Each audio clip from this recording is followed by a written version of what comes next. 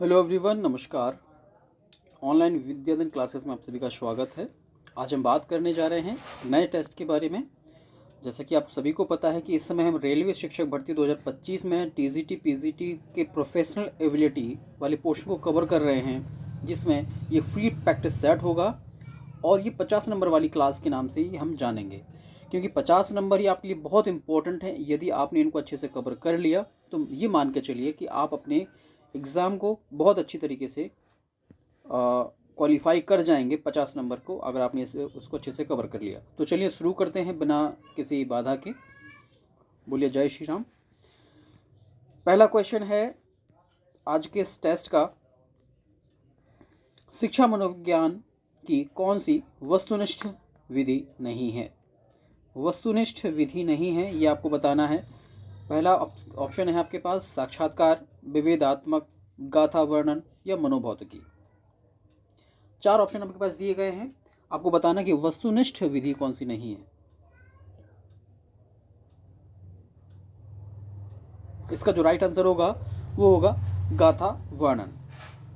Next question है तथ्यात्मक सूचना प्राप्ति हेतु प्रयुक्त उपकरण कहलाता है।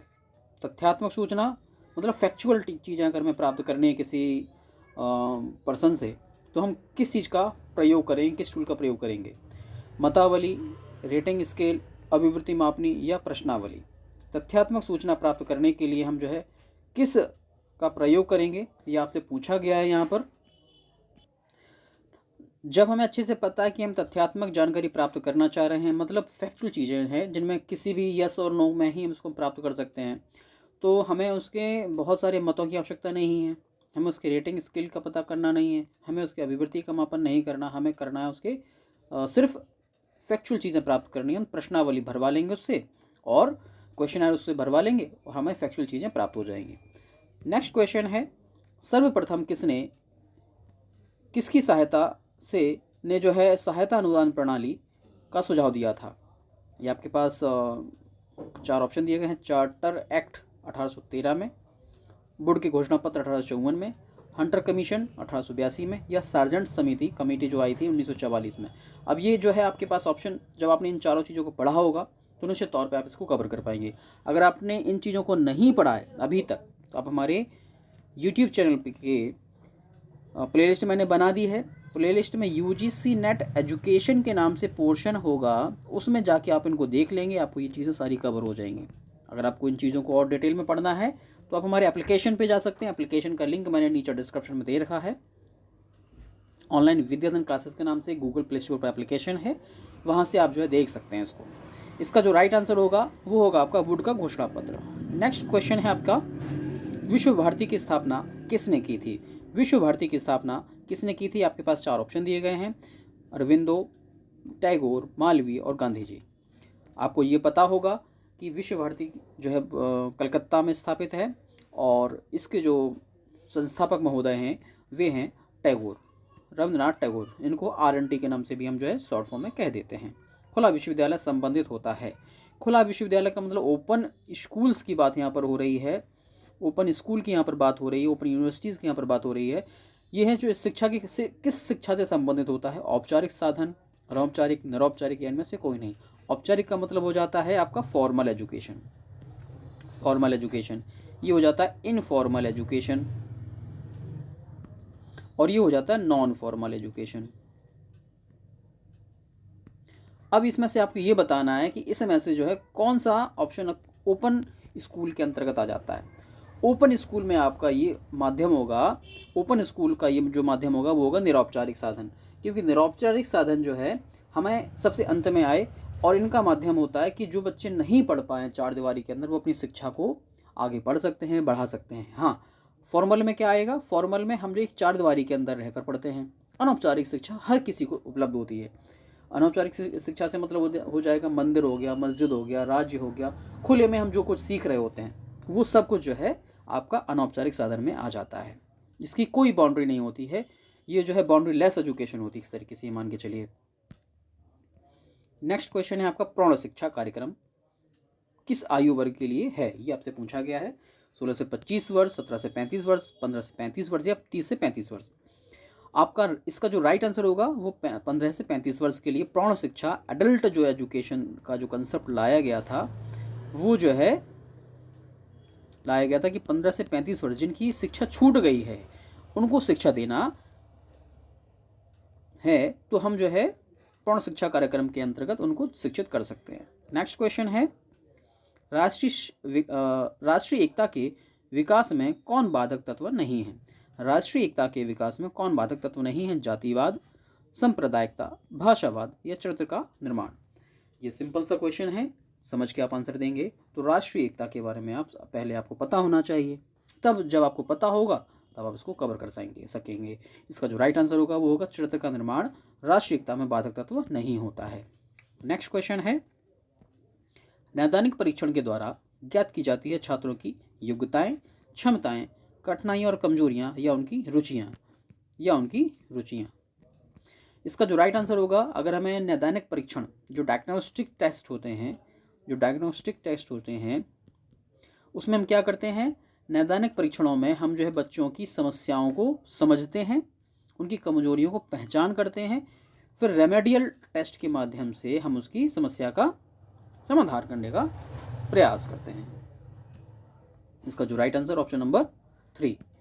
नेक्स्ट क्वेश्चन है, मनोविज्ञान की प्रथम प्रयोगशाला स्थापित किया गया, किसके द्वारा स्थापित किया गया ये आपको बताना है। मनोविज्ञान की प्रथम प्रयोगशाला अल्पोर्ट के द्वारा, कैटल के द्वारा, एटकिंसन के द्वारा या बुंट के द्वारा?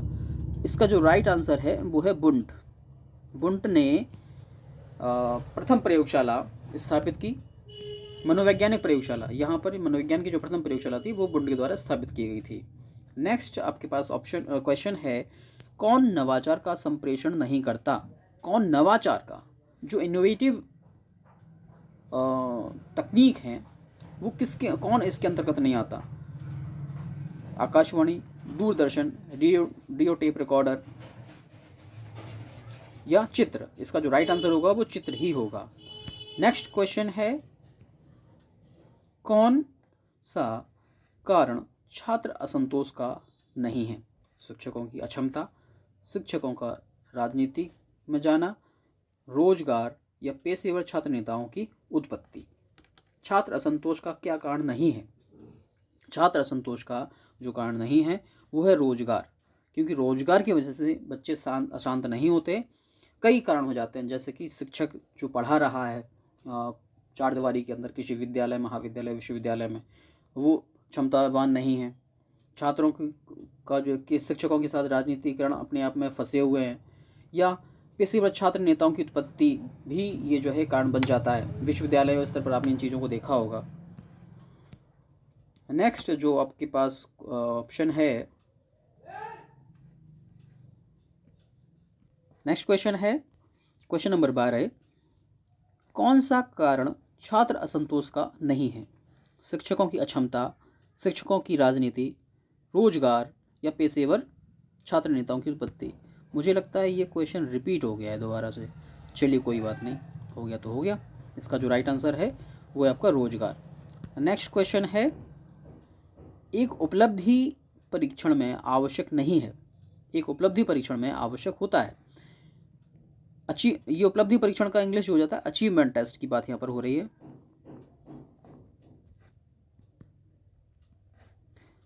प्रश्न प्रकार, विशिष्टता तालिका, प्रयोग हेतु निर्देश और उपयुक्त सभी। उपलब्धि परीक्षण में क्या आवश्यक नहीं है, ये बात यहाँ पर पूछी जा रही है।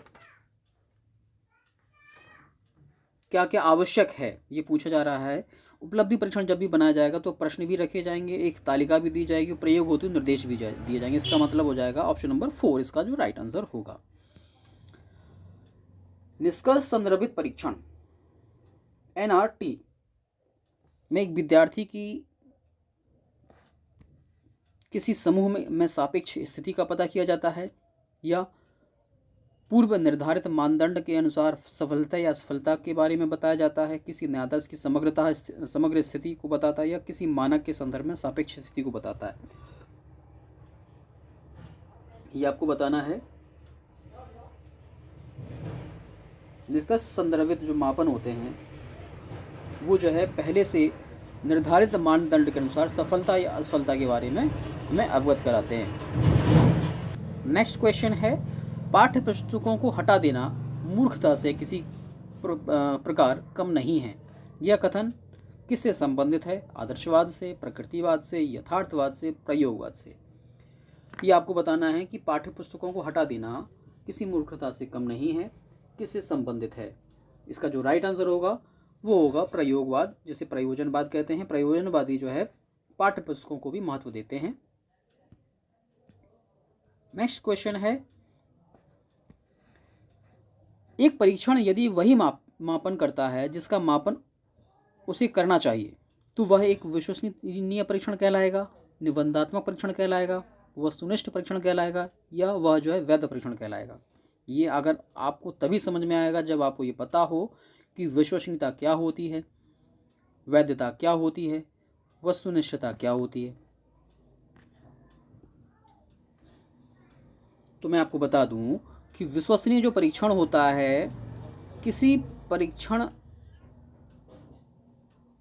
को अगर अप्लाई किया जा रहा है तो ऐसी स्थिति जिसको हम बार बार अप्लाई करें रिजल्ट वही है, तो वो परीक्षण विश्वसनीय कहलाएगा। निबंधात्मक परीक्षण जिसमें डिस्क्रिप्टिव टाइप क्वेश्चन पेपर होता है वो निबंधात्मक परीक्षण होता है।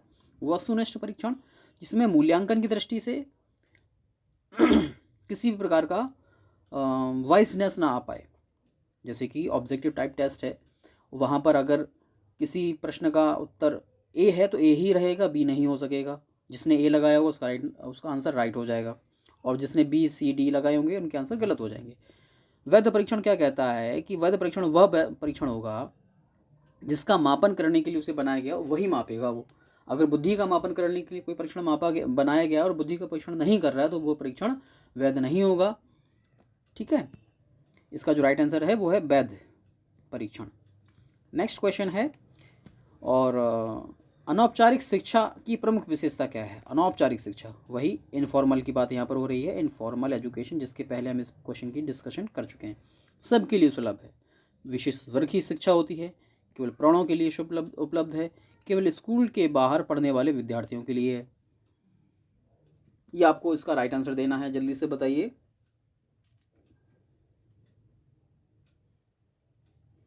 क्योंकि मैंने आपको बताया था कि जो अनौपचारिक शिक्षा है, जो इनफॉर्मल एजुकेशन है, वो सबके लिए है, कोई भी इसको प्राप्त कर सकता है, कोई भी इसको जो है कहने का तात्पर्य है कोई भी इसको जो है प्राप्त कर सकता है, सबके लिए सुलभ है ये। ठीक है, नेक्स्ट क्वेश्चन है, निम्नांकित में से कौन शिक्षा मनोविज्ञान से संबंधित नहीं है? निम्नांकित में से कौन शिक्षा मनोविज्ञान से संबंधित नहीं है? अनुदेशन विधियाँ, शैक्षिक उद्देश्य, शैक्षिक मापन, व्यक्तिगत भिन्नताएं। आपको पता होना चाहिए कि अनुदेशनात्मक जो विधियां हैं, इंस्ट्रक्शनल जो मेथड्स आ जाते हैं, वो आपके शिक्षा मनोविज्ञान के अंतर्गत आते हैं। शैक्षिक मापन जिसे एजुकेशनल मेजरमेंट कहते हैं, वो भी आपका एजुकेशनल साइकोलॉजी के अंतर्गत आता है। इंडिविजुअल डिफरेंसेस का भी हम जो है मापन जो है या उनका चर्चा एजुकेशनल साइकोलॉजी में ही करते हैं, लेकिन शैक्षिक जो उद्देश्य हैं वो आपके एजुकेशनल फिलॉसफी में आते हैं। फिलॉसफी का काम होता है शिक्षा के उद्देश्यों का निर्धारण करना, और शिक्षा मनोविज्ञान का काम होता है शिक्षण विधियों की व्यवस्था करना, का निर्माण करना। जितनी भी शिक्षण विधियां आई हैं वो मनोविज्ञान पर आधारित ही हैं कि किस आयु वर्ग के लिए किस शिक्षण विधि का हमें प्रयोग करना चाहिए। वो जो शैक्षिक उद्देश्य हैं वो फिलॉसफी का काम होता है। नेक्स्ट क्वेश्चन है, तिसिवरा एक पहनावा था, किसका था ये पूछा गया। तिसिवरा जो है वैदिक शिक्षा प्रणाली में प्रयोग किया गया, मुस्लिम शिक्षा प्रणाली में, बौद्ध शिक्षा प्रणाली में, या मिशनरियों के द्वारा। आपको बता दें कि तिसिवरा जो है एक तरीके का वस्त्र है। तिसिवरा एक तरीके का वस्त्र है जो पहना जाता था बौद्ध भिक्षुओं के द्वारा। जो बच्चे बौद्ध धर्म में सम्मिलित होते थे, शिक्षा प्राप्त करते थे, एक प्रकार का वस्त्र आपने लोगों ने देखा होगा, जो बौद्ध भिक्षु बच्चे होते हैं उनको एक तरीके का वस्त्र पहनाया जाता है, सिंदूरी कलर का, आपने देखा होगा उसे, ऑरेंज कलर का जो रहता है, वो जो है एक उस वस्त्र को हम तिसिवरा कहते हैं। ठीक है, आज का जो है लास्ट क्वेश्चन है आज की सीरीज़ का। अगर आपको अच्छा लग रही है, आपको ये सीरीज़ बहुत अच्छी लग रही है, तो आप जो है निश्चित तौर पे मुझे कमेंट करके बताइए कि हम इसको कंटिन्यू करें या इसको हम यहीं रोक दें। नेक्स्ट क्वेश्चन है आपका, स्त्री शिक्षा की आवश्यकता है जनसंख्या वृद्धि को रोकने के लिए, राजनीति में भाग लेने के लिए, सौंदर्य प्रतियोगिता में भाग लेने के लिए या जीवन स्तर को बढ़ाने के लिए स्त्री शिक्षा की आवश्यकता क्यों है, ये हमसे पूछा गया है। जीवन स्तर को हम बढ़ाना है तो हमें स्त्री शिक्षा देना आवश्यक है, क्योंकि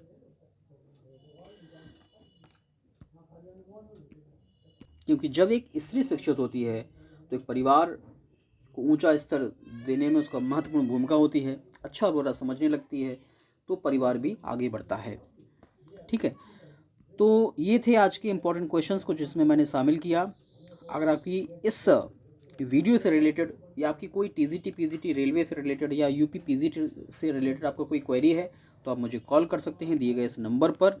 आप हमारे एप्लीकेशन को जरूर डाउनलोड कर लीजिएगा, ऑनलाइन विद्याधन ऐप को डाउनलोड अवश्य कर लें, जिसका लिंक मैंने नीचे डिस्क्रिप्शन में दे रखा है। आपके लिए आज का एक क्वेश्चन है,